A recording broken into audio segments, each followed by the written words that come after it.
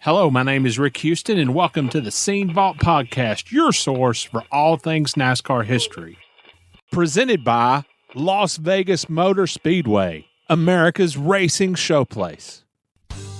I remember the party afterwards and being out in the infield all around the motor coaches, and my watch went off at 4:30, and Matt giving me a hard time because it was time to go to work. It wasn't about how many races you won. It was about how consistently you ran every week. You wanted to be the best team. And the 17 in 2003 was the best team week in and week out and won the championship. And my dad was a huge part of that. And he was always there. It didn't matter if I finished 4 laps down in the first race I ran, or if we won a championship. He was always supportive of everything we did. Matt and I had a brother relationship. You know, I was the big brother, he was the little brother, and he was a stubborn son of a buck. You know, he'd be hard to deal with. You know, if you wanted something a certain way. Calling kettle black. Yeah. The day NASCAR and all of us associated in any way with NASCAR forget its past, that's the day we don't have any future. You won the Busch Series season opener at Daytona. How big a deal was that? It was outstanding. I mean, it was Gary Coswell was running the team at the time and did a tremendous job putting that together, and did a really nice job with the team and the cars to win that race. That was a huge honor for them guys to go out and win that race, and to be that successful right away was special. After having to build the team from the ground up, I mean, literally going into an empty shop, Matt held off Bobby Labonte to win his first Winston Cup race at Charlotte that spring, relatively early. What do you remember about that night? Well, I do remember we started back in the field. I think we qualified 21st or something like that, and it was the first time we were in a 600-mile race, and how long it was, and everybody told us how long it was, and then we had the rain delay about halfway through, and I remember ordering sandwiches and having brought to all the crew so everybody would make it through the night. And you know, it was a lot like our first Busch win. You know, it was one of those longer greens. You had to run him down, you ran Bobby Labonte down at the end and passed him and won the race. And man, it was quite a celebration. I know that. It was you know, like we finally had done won one of these races. It was really something to be a part of. I remember the party afterwards and being out in the infield all around the motor coaches, and my watch went off at 4:30, and Matt giving me a hard time because it was time to go to work. That was when my alarm was set up, and he said, time to go to work. So you go through the rest of that season, and in 2001, you go into that season, but went winless in 2001. And I don't know how else to put it, but at Roush Racing back then, there always seemed to be an A team or two, and then also a B team or two. How were you able to make sure which side of the fence you were on?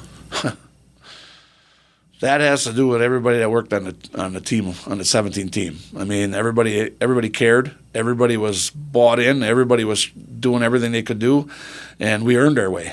You know, we worked hard, and you know, especially like you say, we went winless in 2001, and we came back in 2002 and won the most races, and that had to do with everybody that worked on that team. You know, we worked really hard on our pit stops. I think 2001 and 2002 we won the Rockingham Pit Stop Championship, which was a big honor to all the guys that worked on that car. And all our success was because of all those people and the efforts that they had put in. You mentioned winning 5 races in 2002. That's a big difference between going winless and then winning 5 races year to year. What was there a specific difference? Or was it just the brakes going your way? Well, I mean, the series is super competitive, and you got to be. You can miss by a little, and it looks like a lot. And I think what we learned and what we were able to carry on from 2001 into 2002 paid off. The thing that didn't pay off was we wanted to win the championship. In 2002, we won the most races in the series, but we didn't win the championship. And I think that was, the goal for. I think the goal for Matt was to win races. The goal for our team was to win the championship, and we wanted to stand on the stage at the Waldorf. That was the goal. So, 2002, everything kind of went in the right direction, but it still, point-wise, wasn't what we wanted to do. All right. So the following year, in 2003, Matt won at Las Vegas and then took the lead in the Winston Cup standings after the next race at Atlanta, just the fourth race of the season, and was on top for the rest of the year. And Robbie, don't shoot the messenger, but at some point there was talk about Matt being a boring guy, and the boring guy was running away with a boring championship. So we're going to completely redo the championship format. Well, what was your reaction to that? I didn't get caught up in any of that because 2002 we had won the most races and didn't win the championship. In 2003, our goal was to figure out what we did right in 2002 and what we did wrong in 2002 and make that all in 2003. So when we ran in 2003, we called the races and did the races differently. We didn't take any chances to a race where we could have won. We didn't take that chance because otherwise maybe we would have finished 28th. Yeah. Our goal was to finish in the top 10. We had 28 top 10s, I think, that year out of 36 races, and we kind of dominated the points.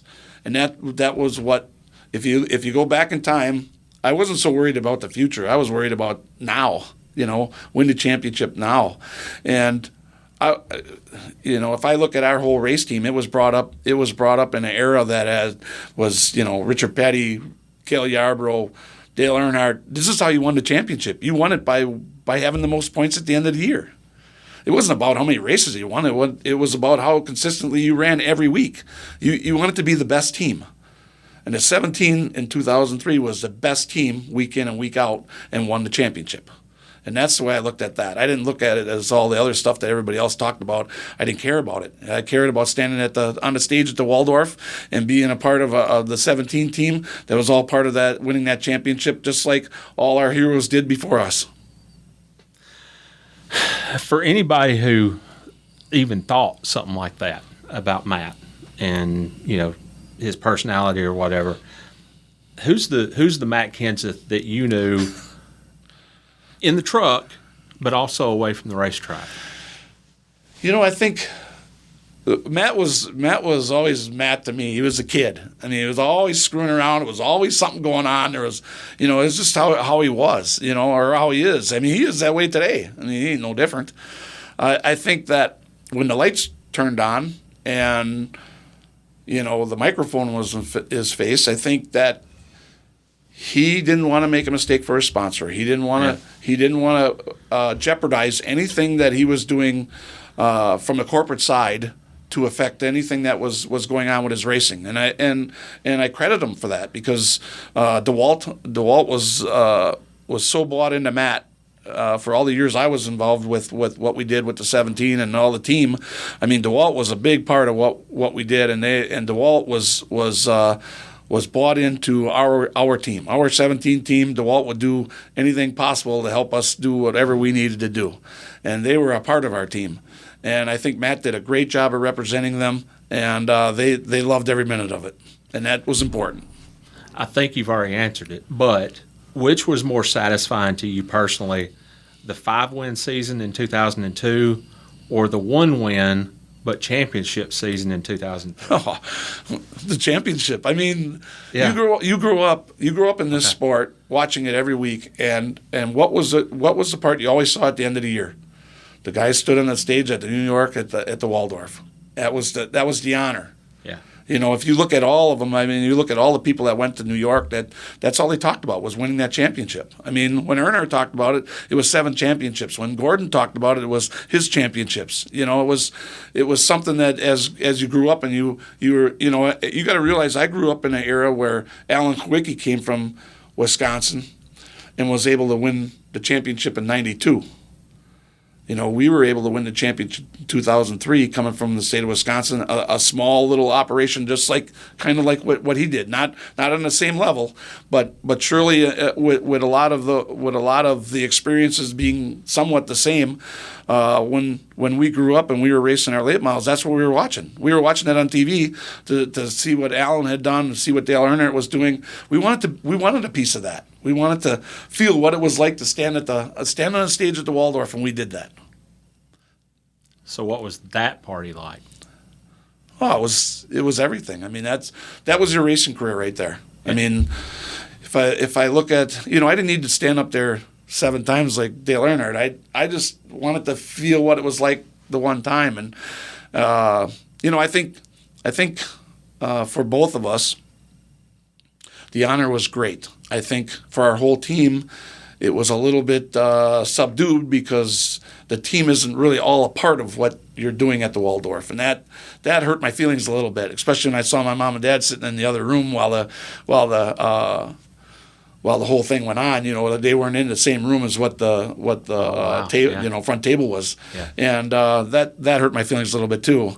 Because my family was a big part of everything we did, and so when we won the championship and all that went on, a little piece of that goes away because it's not what you quite expected. But that's the way it is for everybody. So it was just an experience you were looking to share with everybody. You won 2 races in a row early in 2004 at Rockingham and then again at Las Vegas. Was there any kind of, and I'm trying to figure out the best way to put this, an up yours satisfaction to that after all the talk of stroking the year before? Rick, I never got caught up in any of that. So when you ask me that question, I don't really, I never really got caught up in the 1-win 2003 season. Right. I got caught up in that we won the championship, and the next season was to come back and win some races, and that's what we started out doing. All right. So we'll move ahead a little bit. Martinsville 2007, Matt and Carl Edwards have a pretty public post-race spat. What was that team meeting like the next week? Oh, I think my dad always said the soup is stirred a lot hotter than it's eaten. Well, I think when that all happened, it was more of a spur of the moment. By the time we all got back to the shop, wasn't that big a deal. I mean, most of the team meetings are settled down by the time everybody gets back together on a Monday or a Tuesday afternoon. I never really sat through a lot of meetings that were really a problem. Everybody by that time everybody was settled down and looking at what happened, and they've already talked about it. Most of the time the drivers already had talked about it before you even get into that meeting. So it's I know everybody pumps them up like there's these crazy meetings, but they aren't that crazy. Give me something to go on. I mean, give me something about the fist fight between Matt and Carl and all that kind. It really wasn't a fist fight, though. It was just. I'm talking about it back at the shop. Oh, give me something to work with. You got to give. I give Matt and Carl a lot of credit because you got two passionate drivers that are very professional. How about that? I mean, by the time you get where they got to sit down and talk about it, well, then some of it's laughter because it's kind of funny when you go back and look at some of it. But I would say that if I look at all of the team meetings over the years, the most passionate and the most animated at times probably was Mark Martin. I mean, he was when he got excited and he was in a meeting, it was pretty damn funny. I shouldn't say funny, but it was at times it was pretty serious. And he always got his point across. No doubt about it. But he was a great racer and a great friend, and I learned a lot from Mark. Robbie, you lost your dad, and I lost one of my best story sources in the garage in late 2005. And at the end of 2007, you decided to step down as Matt's crew chief. How much of an impact did losing him and then wanting to concentrate on your family have on your decision? Well, I think winning a championship in 2003, I think having my dad pass away in 2005, I think took a little bit, every little bit took a piece out of what that goal was. You know what I mean? You weren't doing it with him anymore. You already had accomplished the goal you were looking for. And now my family was, younger at that time, and they were starting to grow up, and I needed to be the dad that he was to me, to my three boys that were growing up. And it was a really hard decision because I mean, everybody knows me. I love stock car racing, and I loved being in the competition part and competing every week to try to win races. But there was also an understanding that life is bigger than this, and when all this is over, all you're going to have left is your family. And it was really important for me to stop and spend time with my boys and be a part of their lives too, like my dad was a part of mine. And I that was the selling point of making that decision. I think I wanted to stand on the stage of Waldorf. I really wanted to do that, and I got to do that. And throughout that whole process, I got to do it with my family, and my dad was a huge part of that. And he was always there. It didn't matter if I finished 4 laps down in the first race I ran, or if we won a championship. He was always supportive of everything we did. It didn't matter if it was good or bad. He was always there. And my dad, you talk about his stories. He was always a silver lining guy. There was always something positive out of the worst thing that could happen. There was always something positive, and he treated people, the same. I mean, it didn't matter if it was the president of the United States or somebody that was serving you lunch. He treated everybody like they were equal, and he was a great role model. And when I had to make that decision, I wanted to make sure that I was a part of my boys' lives that way too, to help support them in whatever they wanted to do, because it was their turn. It was their time coming, and I wanted to make sure I was there for them as they grew up. So you go from being a crew chief for one team to general manager over all 5? Well, at the time they had 14 teams with the trucks. So you were GM over all of them? Yes, he took care of everything. Really? Yes.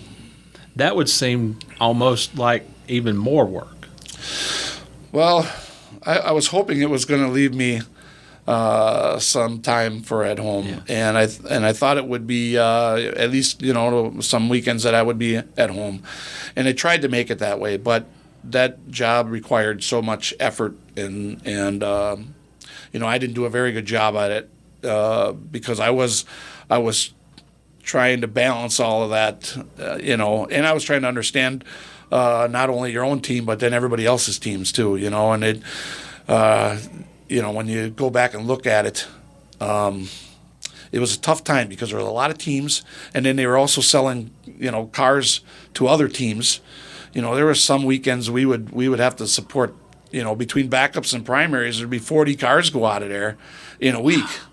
I mean, it was just it was a difficult time to keep up with the whole thing, and it was. The supporting cast wasn't as what you needed it. I mean, there was just so many things going on, and you feel at times you feel like you have no authority, but you got all the responsibility. I felt like that a lot, and if we didn't run well, you took that home with you every single night, Yeah. And that was hard. Was there any going to Jack and saying, hey, if maybe we cut back on however many teams that you're fielding, if we could cut back on sending 40 cars out of the shop every week, was that possible, or was this pretty much his decision to make? Well, I mean, every organization runs their place differently, and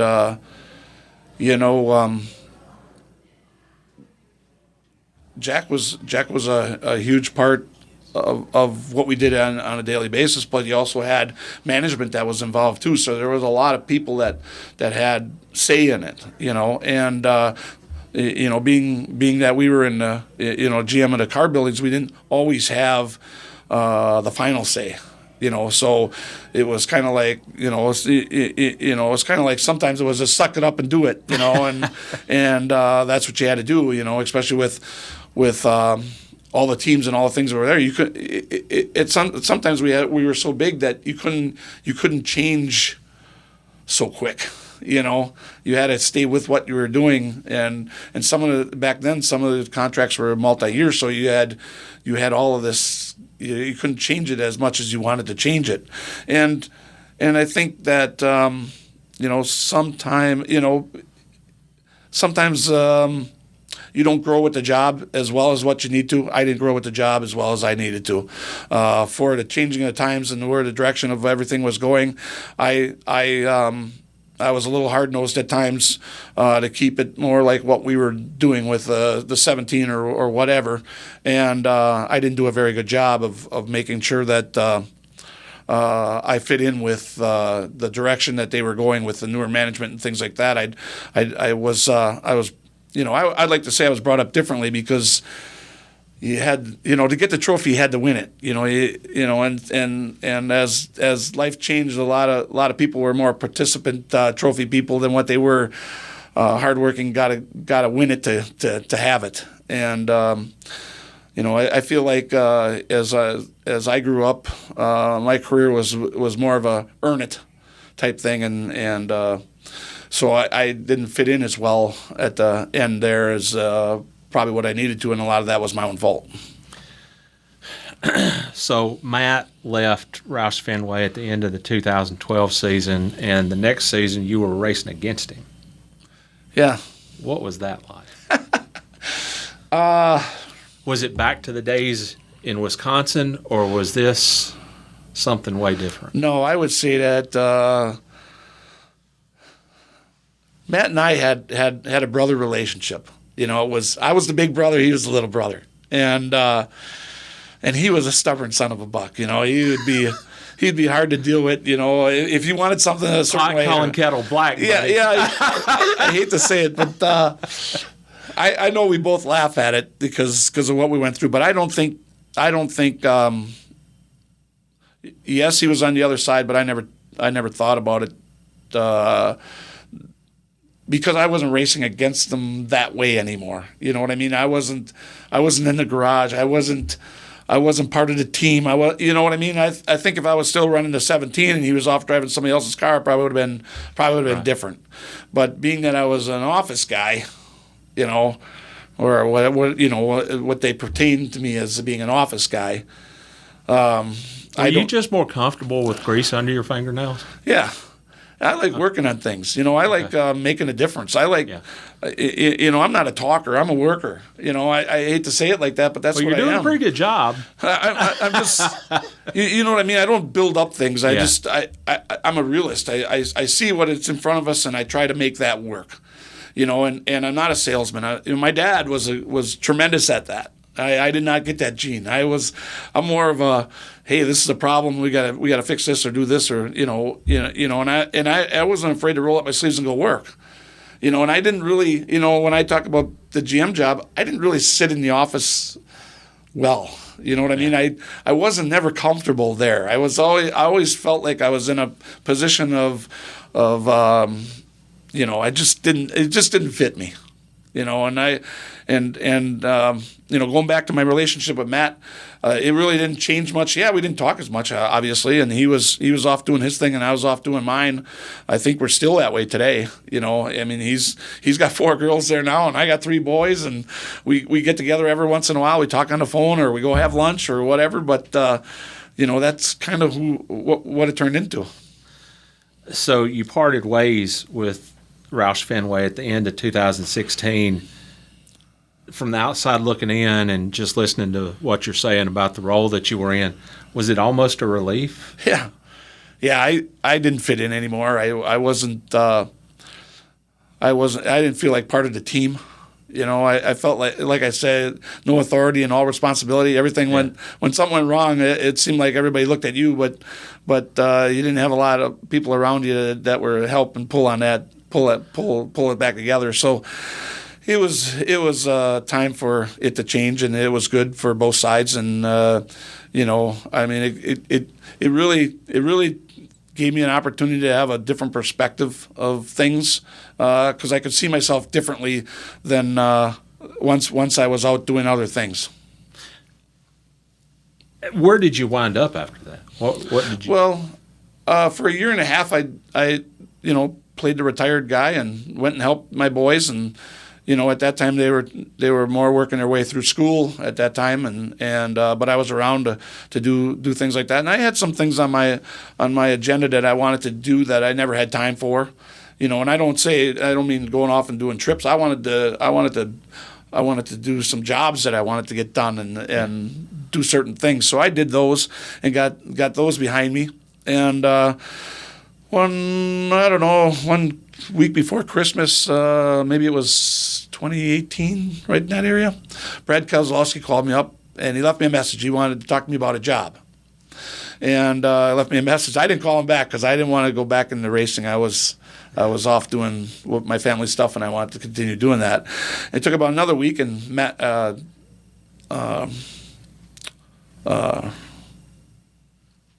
Brad called me back and left me a message that he was starting a manufacturing building, and he wanted me to come up and see what he was doing. So I went up. I made a meeting with him, and I went up and saw what he was doing, and it was really impressive. I mean, he was doing some additive work, 3D printing work with different type of materials, and he wanted to get into aerospace type work, and he wanted to do the machining and have a quality department that would finish the part up and pretty much put an on-shelf aerospace part in somebody's hands, and that was what his goal was. And that sounded really interesting to me, and it fit my background, with Dad and the trailers and the production style life that I lived.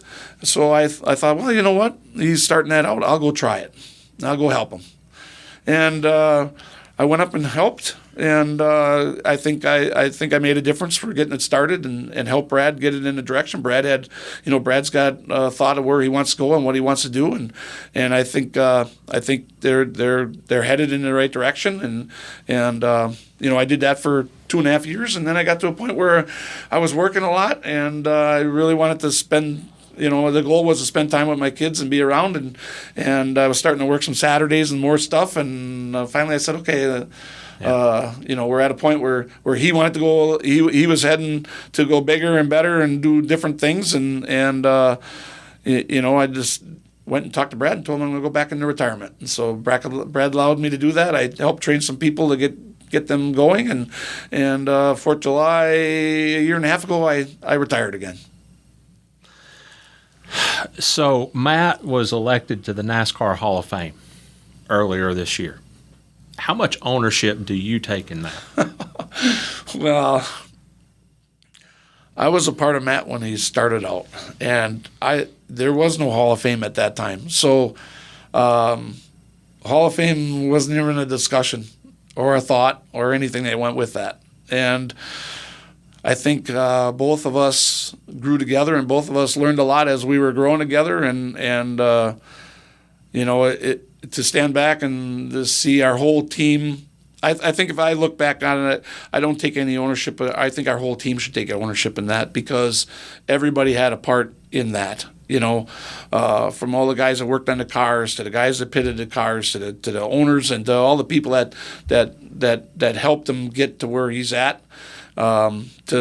To be a part of that, it's pretty special to watch someone that you worked with end up in the Hall of Fame. Is pretty exciting, and I think it's a real tribute to all the things we did on the way up to give him that opportunity to be a part of that Hall of Fame. All right, cool. How are you spending most of your time these days being a retired person? Well, what's a normal day look like? I still get up pretty early in the morning. I try to do a very small workout, and then I head off and I go down to my son's shop where he's got his lawn care, and I make sure I do all the maintenance that he needs done. He'll usually have it lined up for me, or he won't have much there for me. So then when I come in, I clean up and I make sure everything looks just the way I like it, and then I usually give him some advice, and then And then I head out. I have a shop out in Lincolnton. I have a shop out there, and I have 100 acres of land out there, and I like to hunt.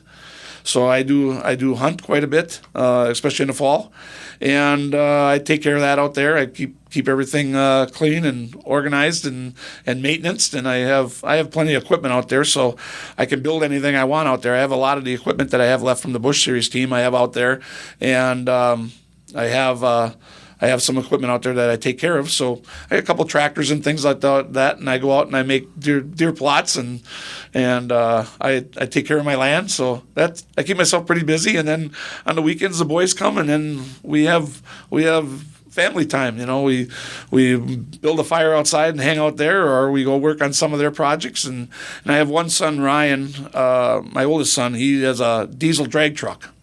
And he just got it finished up, and we ran it a couple times last year. And this year we're going to run a 6-race series. So I'm looking forward to going diesel drag truck racing with Ryan. And actually, one of my twins, Rhett, had raced dirt bikes for years. So I did some dirt bike racing with him for about 4 years. And I had a lot of fun doing it with him. And then he kind of grew out of that and got out of school and decided to go into construction work with his engineering degree. So that's what he's doing. And then, like I say, I help read as much as I can. So that keeps me pretty busy with those 3 guys. Sounds like life is good. Yeah, I do enjoy it. Sometimes they get me too busy, and I have to get mad, and calm them down a little bit. So I don't have to. I don't like to be busy every single day, So I want a little Rob time too.